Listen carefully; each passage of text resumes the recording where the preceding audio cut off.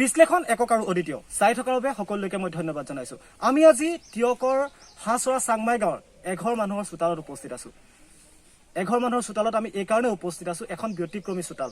চোতালখনত আছে এখন নাৰ্চাৰী আৰু সেই নাৰ্চাৰীখন খুলিছে টিয়ক চাংমাই গাঁৱৰ উদ্যমী যুৱক ৰিদীপ বৰুৱাই। আহক আমি টিয়ক চাংমাই গাঁৱৰ এই ৰিদীপ বৰুৱাৰ এখন ব্যতিক্ৰমী নাৰ্চাৰী পৰ্যবেক্ষণ কৰোঁ।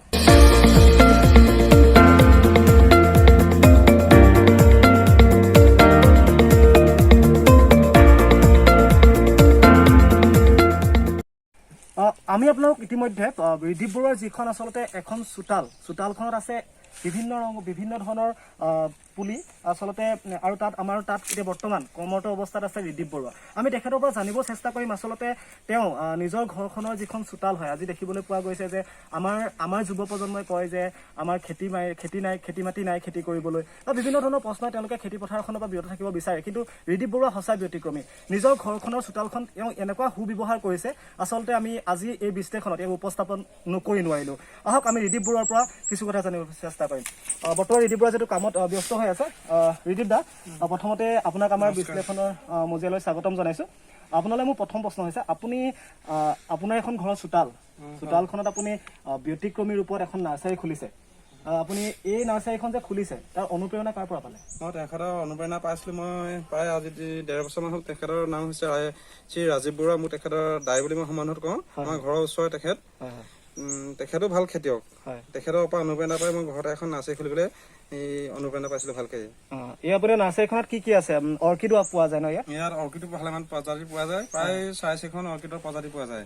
4,500 অৰ্কিডৰ প্ৰজাতি আপুনি এই চোতালখনত সংৰক্ষণ কৰি ৰাখিছে। সঁচাই ব্যতিক্ৰমী ৰিদীপ বৰুৱা। এখন চোতাল আপোনালোকে মই কেমেৰা পাৰ্চন আমাক দেখাবলৈ অনুৰোধ জনাম যে এই 4,500 যিখন আচলতে 4,500 অৰ্কিডৰে ভৰা এখন চোতাল, কিন্তু চোতালখন ব্যতিক্ৰমীকৈ সজাই তুলিছে ৰিদীপ বৰুৱাই। আমি ৰিদীপ বৰুৱাৰ পৰা আৰু কিছুমান কথা জানিবলৈ চেষ্টা কৰিম। আপুনি এখন চোতালখনত আপুনি এনেধৰণে ব্যৱহাৰ কৰিছে, ব্যতিক্ৰমী ৰূপত ব্যৱহাৰ কৰিছে। কাৰণ দেখা যায় চোতালবিলাক অসমীয়াৰ ঘৰ বাৰীবিলাক যথেষ্ট আহল বহল হয়। আপোনাৰ ঘৰ বাৰী যথেষ্ট আহল বহল, কিন্তু আপুনি অতি সুন্দৰকৈ নিজৰ চোতালখনত অৰ্কিড বা আৰু নাৰ্চাৰী আপুনি বিভিন্ন পুলি ৰাখিছে। আপুনি ইয়াৰ পৰা কিমানমান টকা মানে মাহেকত ইনকম কৰিব পাৰে? প্ৰায় বৰ্তমান এতিয়া আজি 2001 চনৰ 1.5 বছৰ ভিতৰত মানে প্ৰায় এতিয়া মাহে 15,000 টকা ইনকম হয় মোৰ। মাহে 15,000 টকা আপুনি আপোনাৰ চোতালখনৰ পৰা মানে ইনকম কৰি দিব পাৰে যদি আপোনাক কম হয়। আপুনি বৰ্তমান সময়ত আপোনাৰ পৰিয়াল কেনেকুৱা?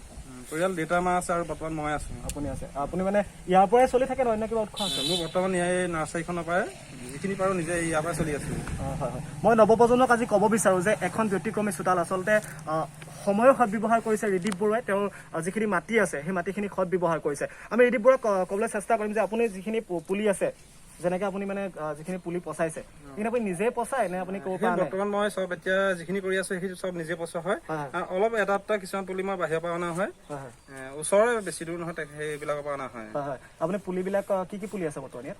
বৰ্তমান আমাৰ ঘৰুৱা অসমীয়া লোকেল প্ৰজাতিৰ থলুৱা খাদ্যৰ পৰা ফল মূলৰ পুলিলৈকে আৰু ফুলৰ সেইখিনি পুলিও পোৱা যায়, আৰু লগতে মেডিচিন প্লেনৰ কিছুমান গছো আছে। মেডিচিন প্লেনৰ কিছুমান গছো আছে ন? ঠিক আছে। আপুনি অলপ আগত মই আপোনাৰ কথা পাতিছিলো, আপুনি এটা কথা ক'লে, আপুনি মোক কথা পাতি কৈছিলে যে আমলখিৰ গুটিৰ পৰা এবাৰ আপুনি আমলখি পুলি মানে পচাইছে। থলুৱা আমলখি নে ঘৰৰ আমাৰ অসমৰ থলুৱা আমলখি? থলুৱা আমলখিৰ পৰা পচাইছো।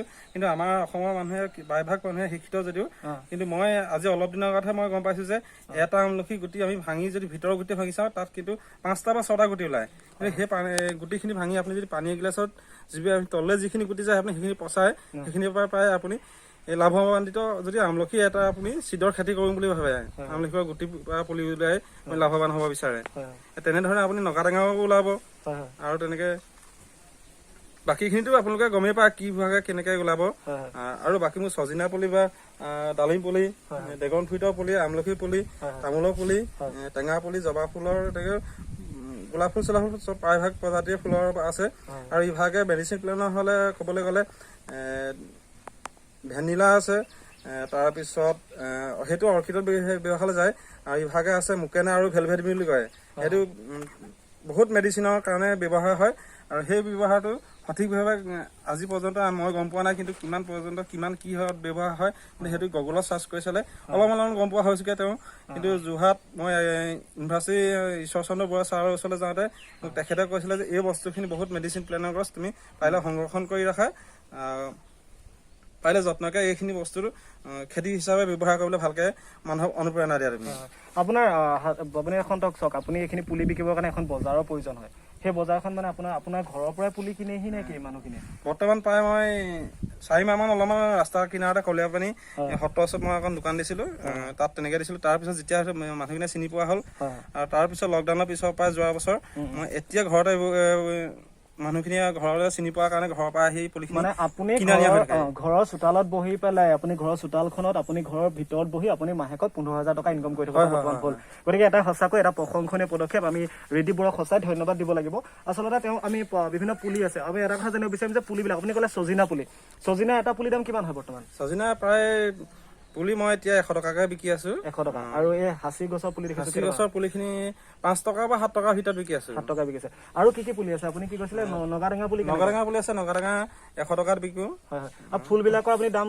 কওকচোন কেনেকুৱা মানে ফুল পুলি গ'লে আজিকালিতো আমাৰ ছোৱালী বিশেষকৈ ল'ৰা ছোৱালীসকলে ফুল পুলিবিলাক বেছিকৈ বিচাৰি ফুৰে ন বা দোকানৰ পৰা ক'ৰবাৰ পৰা কিনি আনে গতিকে আমাৰ যদি আমাৰ তিয়কৰ যিখিনি স্থানীয় লোক আছে সেইখিনি কাৰণতে একদম ওচৰতে আপোনাৰ ওচৰত পায় নিশ্চয় আপুনি বাটৰ কাষৰ দোকান এখন কেনেকৈ আপোনাৰ ঘৰৰ পৰা নিৰ্দিষ্ট এটা কম দামত হয়তো তেওঁলোকতকৈ পাব যিহেতু মই নিজে কৰা হয় সেইখিনি গোটেই কামখিনি A to Z সেইখিনি মই সেইকাৰণে নিৰ্দিষ্ট ৰেট এটাত মই সস্তাটো দিব পৰা যায় সেইকাৰণে যিখিনিয়ে কিনি নি পানি বিকে তেখেতলোকে দাম এটা ল'বলগীয়া হয় সেইটো নিজৰ চইচ মাজত কাৰণ মধ্যভোগী সোমাব নোৱাৰে হয় নিশ্চয়কৈ আমি ৰেড্ডী বৰুৱাক ধন্যবাদ জনাইছো আমি তেখেতৰ যিখন সঁচাকৈ নাৰ্চাৰী তেওঁ খুলিছে সেইখন সঁচাই অতি প্ৰশংসনীয় পদক্ষেপ কাৰণ তেওঁ নিজৰ চোতালখনক মই পুনৰবাৰ কৈছো নিজৰ চোতালখনক তেওঁ ব্যতিক্ৰমী ৰূপত সজাই তুলিছে য'ৰ পৰা তেওঁ মাহেকত 15-16 হাজাৰ টকাকৈ ইনকম কৰিছে আমি ইয়াৰ পাছত আমি তেওঁ কিছুমান অৰ্কিড আপুনি পচাই ৰাখিছে আমি অৰ্কিডখিনি দেখাবলৈ চেষ্টা কৰিম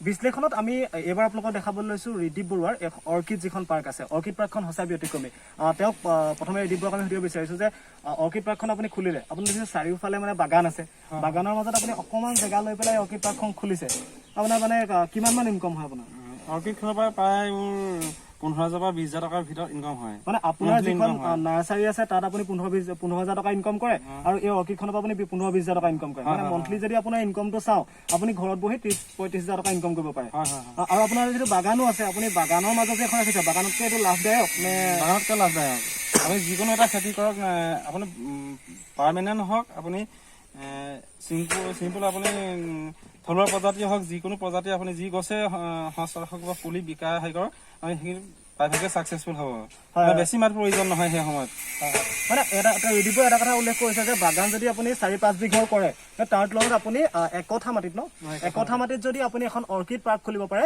তাৰ পৰা বেছি লাভৱান হ'ব পাৰে বিশ্লেষণ চাই থকাৰ বাবে মই সকলোকে ধন্যবাদ জনাইছো আৰু আপোনালোকে যদি আমাৰ এই ভিডিঅ'টো চাই ভাল পালে তেনেহ'লে লাইক কমেণ্ট শ্বেয়াৰ আৰু ছাবস্ক্ৰাইব কৰিবলৈ নাপাহৰিব ধন্যবাদ